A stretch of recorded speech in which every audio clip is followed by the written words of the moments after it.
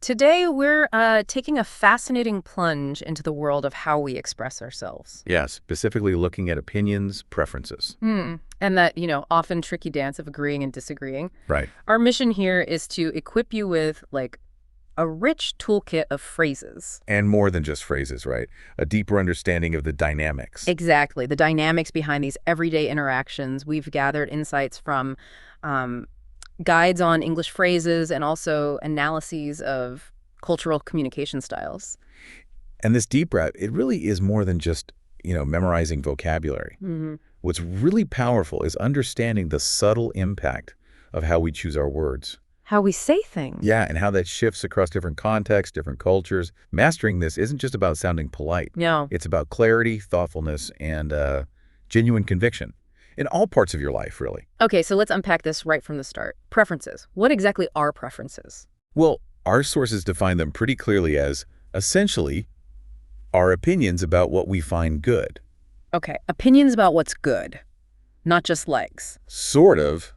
And what's interesting is they're not static, right? They change. Oh, yeah, definitely. They evolve, influenced by, anything. Food allergies. Right.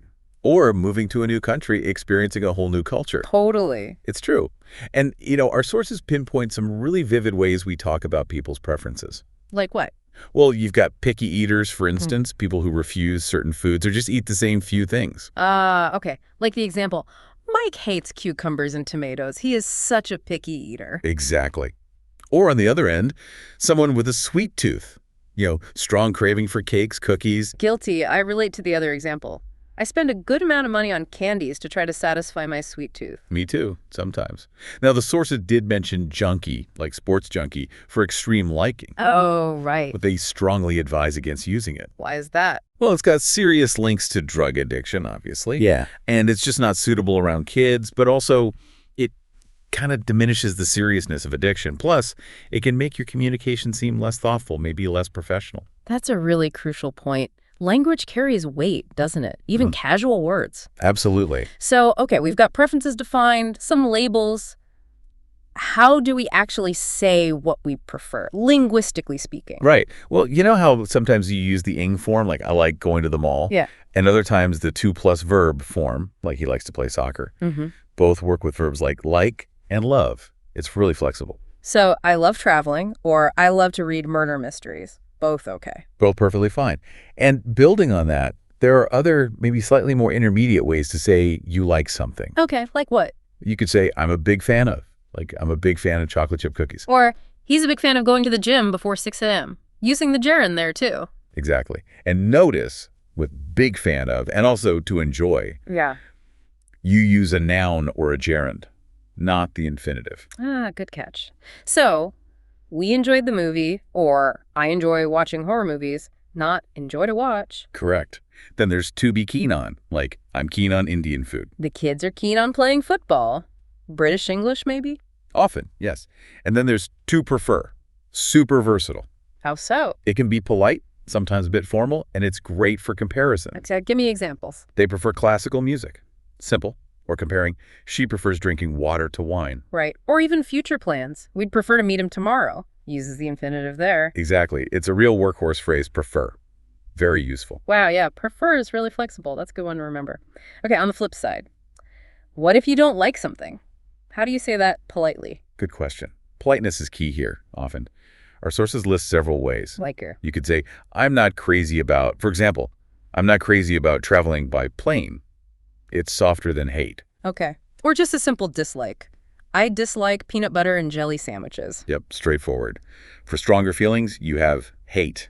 Like, the kids hate waking up early. Relatable for many parents, I bet. Or they can't stand waiting in line. That implies real impatience or annoyance. And for a gentler touch. Not care for works well. He doesn't care for white chocolate. Polite, understated. And that idiom is Yeah. not my cup of tea. Classic. That kind of music is not my cup of tea. Very common, very useful. I remember trying durian fruit once. Yeah. Definitely not my cup of tea. Huh.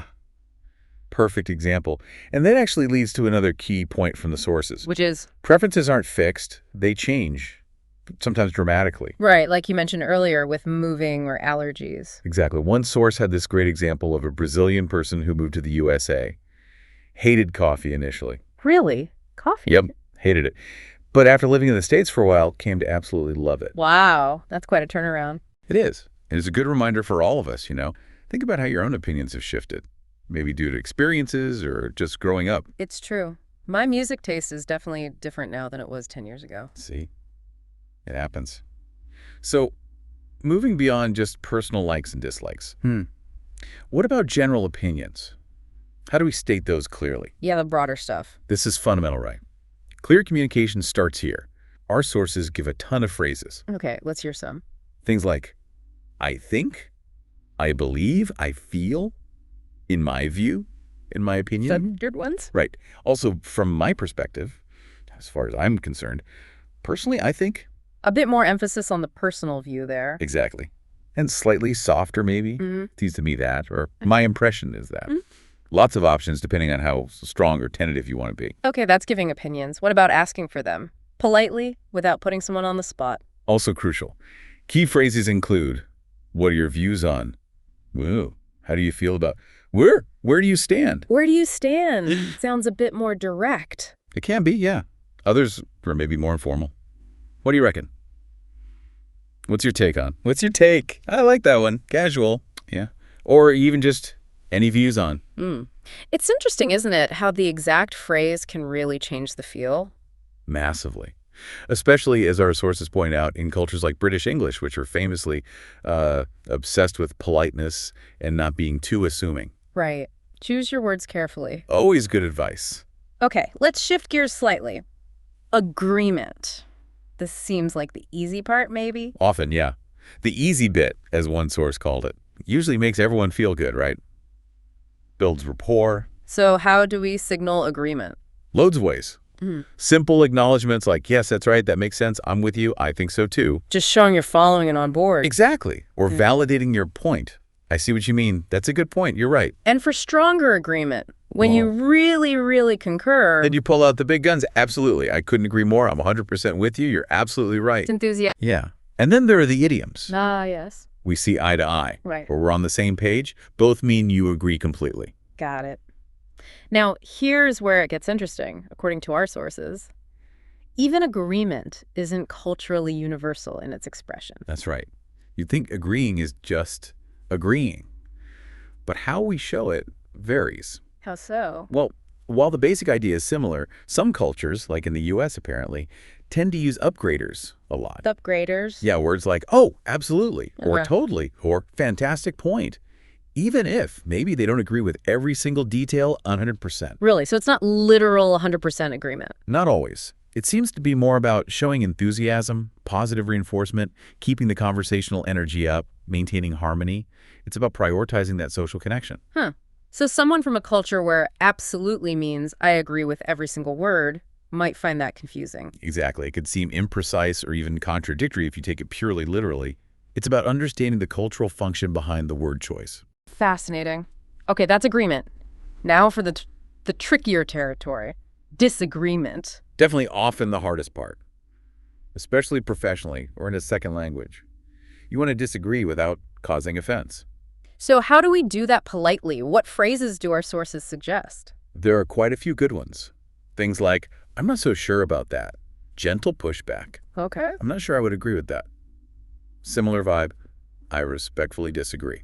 More formal. Respectfully, explicitly polite. Yes. Also, that's not always true. Or, to be honest, I don't agree with that. Adding, to be honest, can soften it slightly. And the classic but statements. Right. That might be a true but. Or simply yes, but acknowledging first, then countering. What about I beg to differ? Our sources note that's more formal and perhaps more common in the UK. A bit old-fashioned sometimes, but still used. And it's important to stress, saying something like I totally disagree is pretty rare, right? Very rare in most professional English contexts. Usually reserved for when something is really out of line, unacceptable, unprofessional. So the default is to soften it. Always. Soften, soften, soften. And our sources actually give a really useful two-step framework for doing this effectively. Oh, let's hear it. Okay, step one is to choose a softening approach. You've got options. What? Option A is to show understanding. Say something like, I see what you're saying, but. Or, I understand where you are coming from, but. Acknowledging their point first. Exactly. Or, True, that is a fair point, but I have to say I disagree. It shows you've listened and respected their view, which makes them more receptive to yours. Makes sense. What's option B? Option B is to apologize.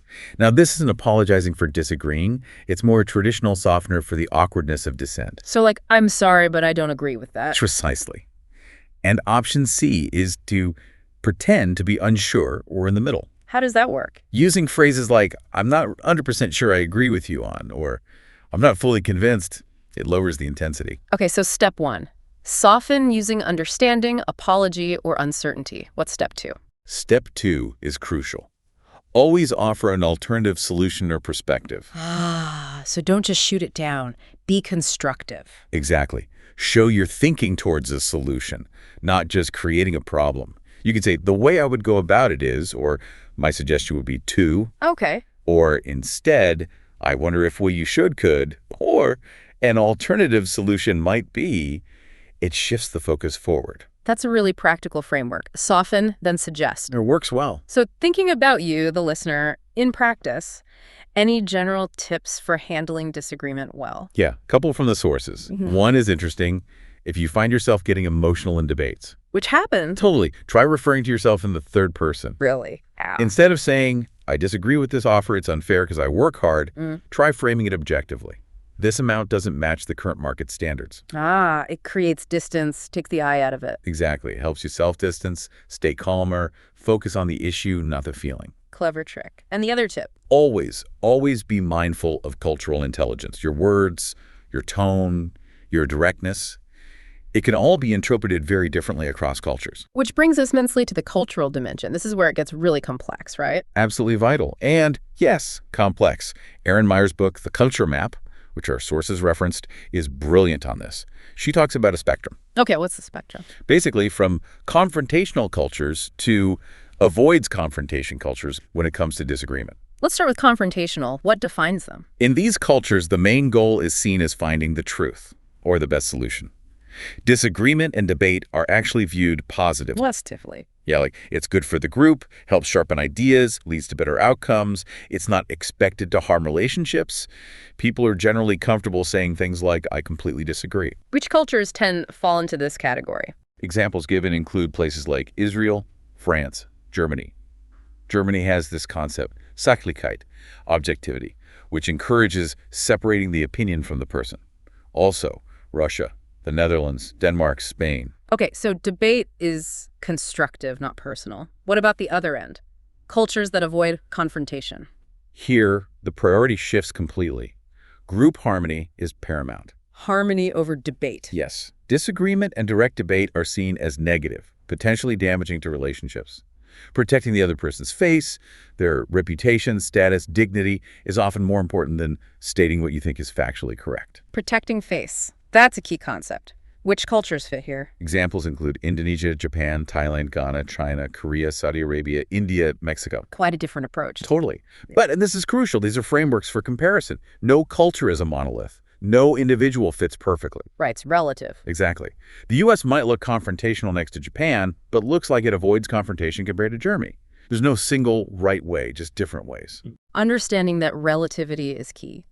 So, how do you use this knowledge practically? Say you're from a more confrontational culture. France, Germany, working with colleagues from non-confrontational cultures. What should you do? Good question. The sources suggest several things. First, don't put people on the spot in meetings. Don't force them to disagree publicly. Okay, what else? Maybe use anonymous brainstorming tools like virtual whiteboards so ideas can be challenged without direct attribution. Right. Consider a pre-meeting to gather thoughts more informally first. Always give people advance notice and agendas so they can prepare. One-on-one meetings are often much more effective for gathering honest feedback. And for managers? If you're the boss, maybe sometimes don't attend the brainstorming. Your presence might stifle honest critique in some cultures. Interesting. Okay, let's flip it. What if you're from a culture that avoids confrontations, say Japan or India, and you're working with more confrontational colleagues? Also needs adaptation. Big one. Try not to take their directness personally. Remember, they're likely challenging the idea, not you. It's cultural style, not personal attack. Easier said than done sometimes, but important. Very. Also, think about how you phrase your own disagreements. Using positive or indirect framing can help it land better. Instead of, this deadline is impossible, maybe finishing by that deadline will be very challenging. Perhaps we could aim for. Focusing on the solution again. Yes. And finally, don't be afraid to communicate your own working style preferences. Ask for agendas in advance. Explain that you prefer to gather your thoughts.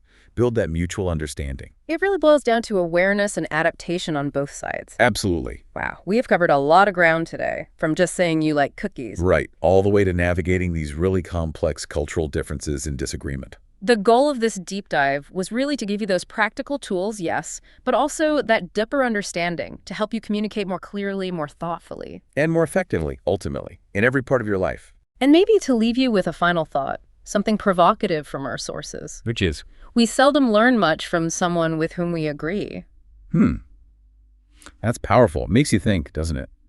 About how maybe embracing different views, even that constructive disagreement we talked about. Using the tools we discussed. Right. How that can actually lead to real innovation, deeper connections, better understanding. It's not about winning an argument. It's about learning something new. Exactly. Finding the best way forward together. Well, thank you so much for joining us on this deep dive.